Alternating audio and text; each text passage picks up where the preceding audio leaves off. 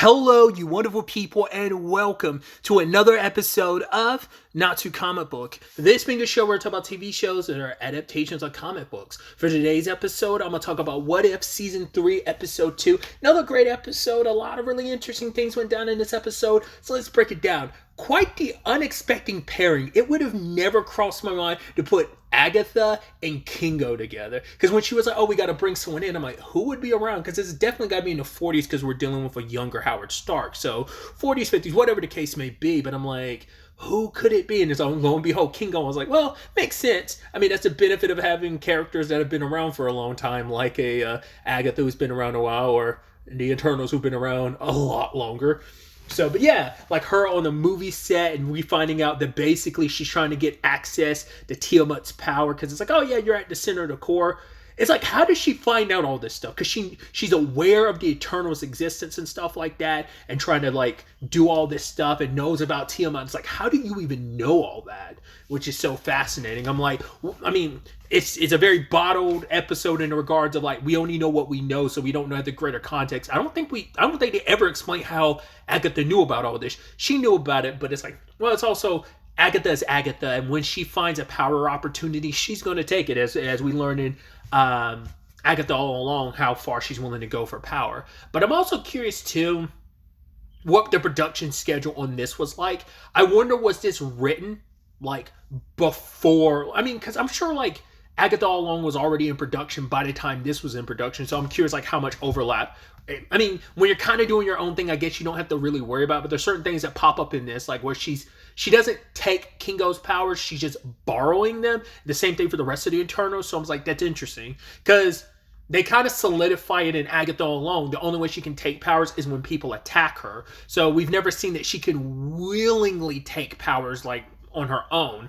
So I'm curious, had that not really been defined, or maybe Agatha all along was done while this was in production and being animated, but maybe they had already written the scripts for it, so they already kind of baked that into the story, so there's no time to go back and change that, because it might be that thing of like not all of Marvel communicating with each other. I mean, to be fair, we've got separate divisions now. We got animation, television, and then movies. So maybe it's a situation of just there was no talk. Like the whole point, people say like that happened with the whole WandaVision and Multiverse of Madness situation. Either way, I'm getting kind of too in the weeds about it, but either way, I love that whole bit from Jarvis too. I also love that, and it makes a lot of sense that he's like the first AD here, but he's like, okay, we reshot the third act like 5 times, and then he kind of was like, what are we gonna do? Add more like useless action sequences? I was like, okay, there's Marvel taking a piss out of themselves, because once again, that's one of the biggest criticisms like behind the scenes that Marvel gets, is just how they handle their third acts are their things they get the biggest criticism from like all fronts. People who are not the biggest fans, people who are the biggest fans, just movie people in general, it's usually the third act is kind of where the biggest criticism comes from. That's where you do the big spectacle thing, and it's kind of like, do we really need to do that? You spend so much money like reshooting it and retooling the third act the most. So it's just I was like, oh, I had to rewind. I was like, that's hilarious, using this opportunity to kind of take shots. But yeah, Agatha brings Kingo in, and obviously he's done movies, and so he's kind of a big star, and so we have like worlds colliding in this situation, and some really interesting energy. I'm so curious, like, has Catherine Hahn and Kumail Nanjiani ever done anything together? Because I was like, I like the energy they brought to this episode. They've never done anything together. I'd love to actually put them together with something else too. It's just like, it's just such an, I mean, I guess there's also the energy of both those characters, of one that's very like manipulative and cruel and does her own thing, is obsessed with power, versus one who kind of is all about doing his own thing, but also like can be very, it's so interesting too, because I think that's supposed to be like this interesting juxtaposition, because Kingo walked away from everything. Like he had some responsibilities as an Eternal, but he walked away like partway into the movie, so that is kind of interesting to make it so like, no, this mission was given to me by Erisham, so I'm going to see it through, so it's like, right, you're both, it's like, right, she needs him for a piece to the puzzle of what she's trying to do. Kingo knows what she's been up to, and he's like, oh, you killed the intern. She's like, they're not dead. I just basically got them locked up in storage. I guess because they're not human, maybe, I mean, we don't know what it's like when like she steals powers from like regular folk. I mean, we say like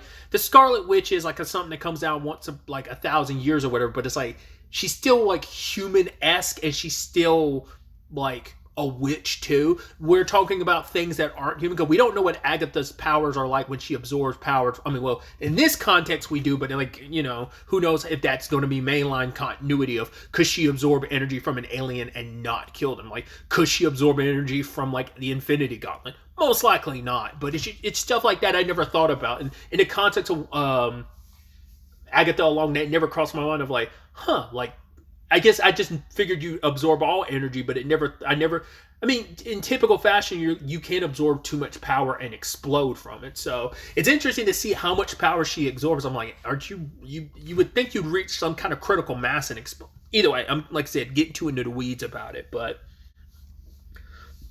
either way, going back to my point of just like the clashing personalities and stuff like that, and the fact is that it ends up in a dance number initially. And just Howard's all in on this. He's just like, yeah, let's see this through. And then they're just, there's a dance number between them and it turns into a fight. I know Kingo brings out his pistol. She's like, you fighting me with finger guns? He's like, these are cool. Which I was like, is that supposed to be like an inside joke? Because I don't know how generally people felt about Kingo's powers. But like, I'm a fan of like finger guns because I will always associate it with the spirit gun from Yu Yu Hakusho. That would be one of the first times where I'm like, yo, finger guns is pretty sick. But either way, I feel like I remember some people making fun of Kingo's power. I feel like he utilizes it in a different way because I feel like in the movie they only had him utilize it as like the finger guns. To be fair, I have not seen Eternal since it was originally in theater, so it's been a hot minute. So I might be misremembering, but like him like taking that energy, he was kind of rolling it on his arms. I was like, oh, maybe he utilized it in other ways, and I distinctly remember the finger guns. I just didn't remember the other ways he like applied that ability. Maybe we never got to see the other applications of it, but I love like Agatha's like doing her typical thing of shit talking and just making fun of his abilities. But obviously she's got the powers of all the other Eternals, so Kingo's kind of outmatched. And I love Howard's like, cut, oh my god, that was amazing. I almost believed you guys wanted to kill each other. And he was like, yeah. Kingo's like, yeah, we were acting hard, so hard. And she's like, oh, one of us was acting, the other one's acting bad. It's like, why do you have to be so mean, Agatha?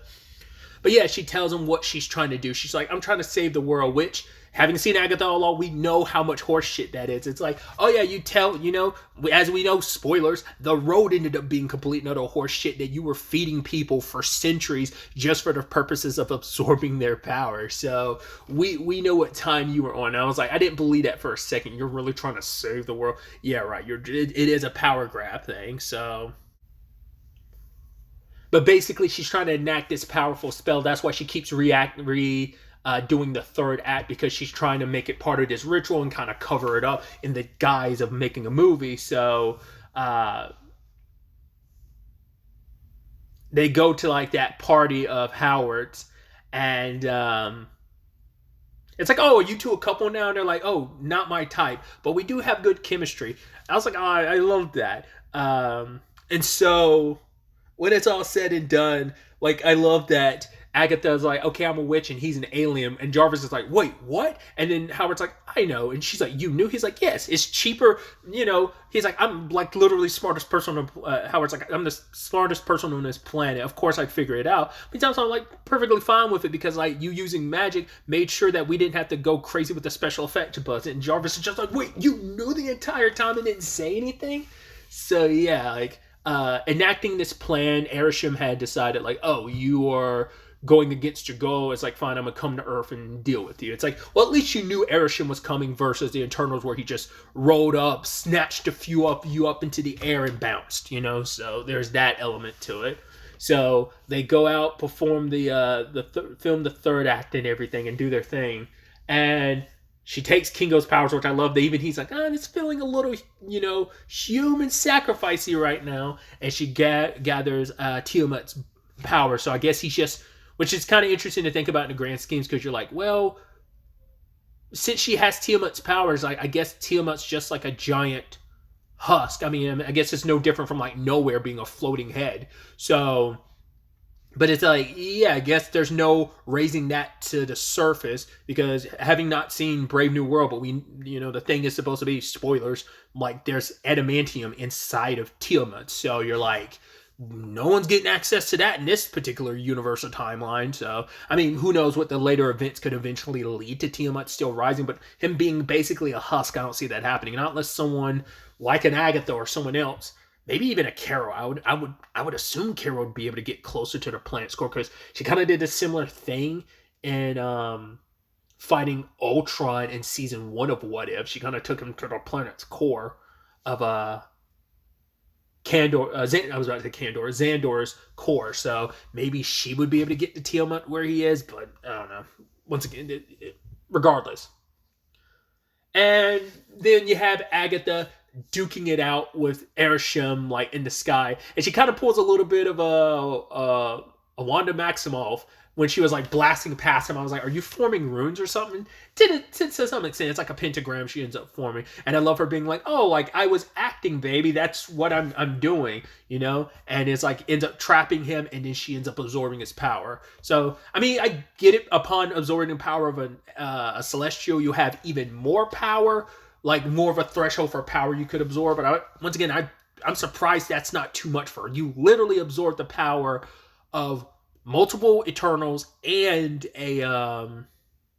two Celestials. You would think that'd be too much for her, but maybe like she has an endless, like bottomless reserve or something like that she would never be full up on powers or something like that.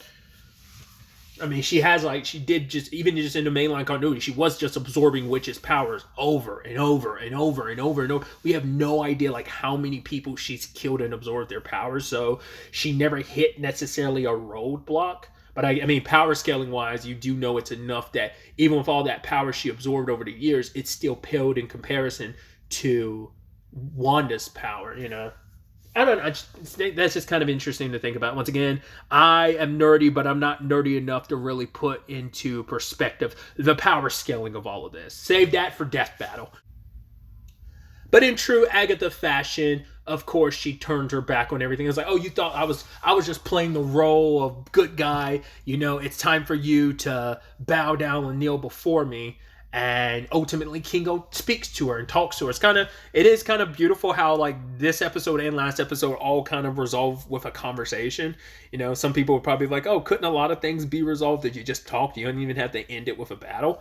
But Kingo talks to her. Is like, right, one lost person to another. It's like, right, we both came to this town making movies for different things. Like they're trying to both fill different voids in themselves, and like we could actually change the world if we wanted to. He's like, that's the beauty of movies. That's the movie magic, a special type of magic of being able to do something and put it out there for people to react to and feel, and you can actually change people that way.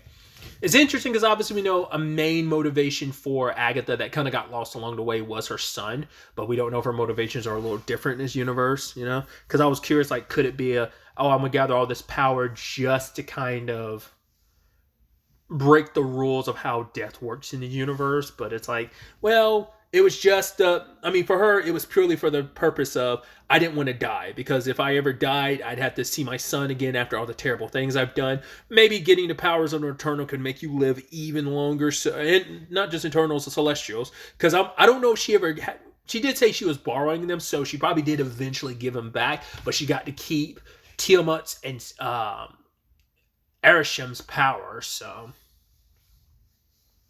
and I was curious, I was waiting for that twist, even because I even love Howard being like, oh, that third act twist or whatever, because him and Jarvis were like filming away and stuff like that. I even love Kingo be like, Howard, I think it's time to start taking this serious, because she could destroy the world.